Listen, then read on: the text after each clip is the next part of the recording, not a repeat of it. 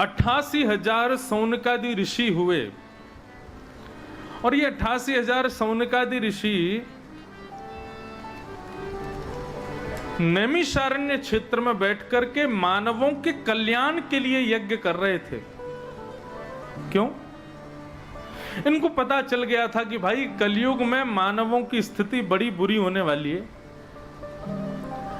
तो क्या करें हम। तब इनके गुरुजनों ने बताया, बोले कलयुग के मानवों के नाम से संकल्प लेकर के तुम नैमिषारण्य में यज्ञ करो। अच्छा, नैमिषारण्य में ही क्यों हुआ यज्ञ? ये सब बातें जानने योग्य हैं, समझने योग्य। 88,000 सौनकादि ऋषियों ने पूरी पृथ्वी पर भ्रमण किया, यज्ञ करने के लिए अच्छा स्थान ढूंढने लगे। अब जैसे बद्रीनाथ गए तो किसी ने कहा केदारनाथ श्रेष्ठ है, केदारनाथ गए तो किसी ने कहा गंगोत्री श्रेष्ठ है, गंगोत्री गए तो किसी ने कहा रामेश्वरम श्रेष्ठ है, किसी ने कहा हरिद्वार श्रेष्ठ है, किसी ने कहा वृंदावन श्रेष्ठ है।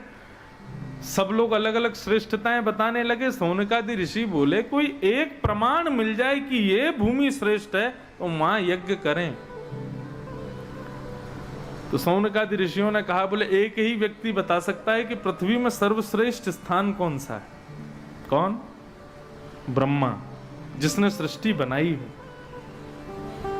सौनकादि ऋषियों ने ब्रह्मा जी को प्रकट किया और ब्रह्मा जी से कहा कि महाराज, इस पृथ्वी पर यज्ञ करने योग्य सर्वश्रेष्ठ स्थान आपने कौन सा बनाया, यज्ञ के लिए सर्व पवित्र स्थान आपने कौन सा बनाया, वो हमको बताओ। तब चतुर्भुज चतुर्मुख ब्रह्मा जी की भुजा से चक्र निकल पड़ा और ब्रह्मा जी ने कहा कि ये चक्र की निमी यानी कि नोक जिस आरण्य में, आरण्य कहते हैं जंगल को, जिस आरण्य में जाकर के गिरे, ये चक्र जिस आरण्य में जाकर के शांत हो जाए, जिस जंगल में जाके रुक जाए, वही आपके यज्ञ के लिए पवित्र है। और ब्रह्मा जी का वो चक्र भ्रमण करता हुआ आकाश में एक आरण्य में जाकर के गिरा, एक जंगल में गिरा, जिसका नाम पड़ा नैमिषारण्य। वहां पर ब्रह्मा जी के चक्र की निमी गिरी यानी कि नोक गिरी, इसलिए उसका नाम है नैमिषारण्य।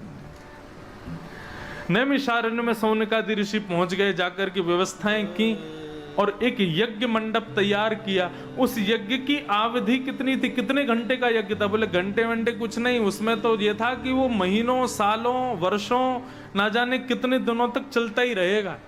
उसकी कोई अवधि नहीं थी कि कितने दिन का होने वाला।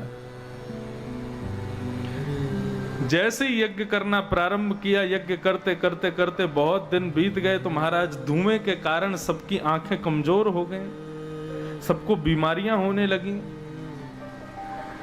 सौनकादि ऋषियों ने मन में विचार किया कि हम लोग खुद यज्ञ को पूर्ण नहीं कर पा रहे, मानव कल्याण कैसे करेंगे इससे। तब उन्हीं सौनकादि ऋषियों के बीच में एक परम विद्वान महापुरुष का आगमन हुआ है, जिनको भागवतियों ने भगवत भाषा में श्री सूत जी के नाम से जाना गया। सूत जी का आगमन हुआ। मैं अभी भूमिका सुना रहा हूं, इसलिए ध्यान से सुनिएगा, कहीं कोई बात छूट ना जाए। सूत जी का आगमन हुआ।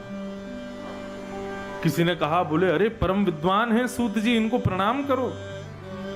88,000 ऋषियों ने जाकर के उनको प्रणाम किया।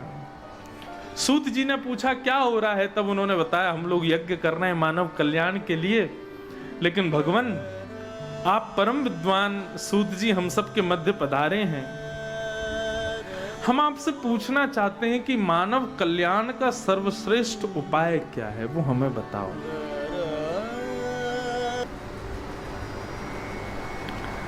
सौनकादि ऋषियों को सूत जी ने कहा, काल व्याल मुखग्रास त्रासने नास हेतवे श्रीमद्भागवतं शास्त्रम् कलौ कीरेण भाषितम्।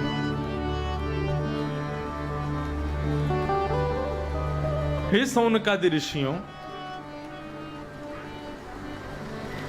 आप लोग पूछ रहे हैं कि मानव कल्याण का श्रेष्ठ से श्रेष्ठ उपाय हमको बताओ। आप लोग ये 1000 वर्षों में पूर्ण होने वाला यज्ञ भी करोगे तो भी मानव कल्याण नहीं हो पाएगा। क्यों?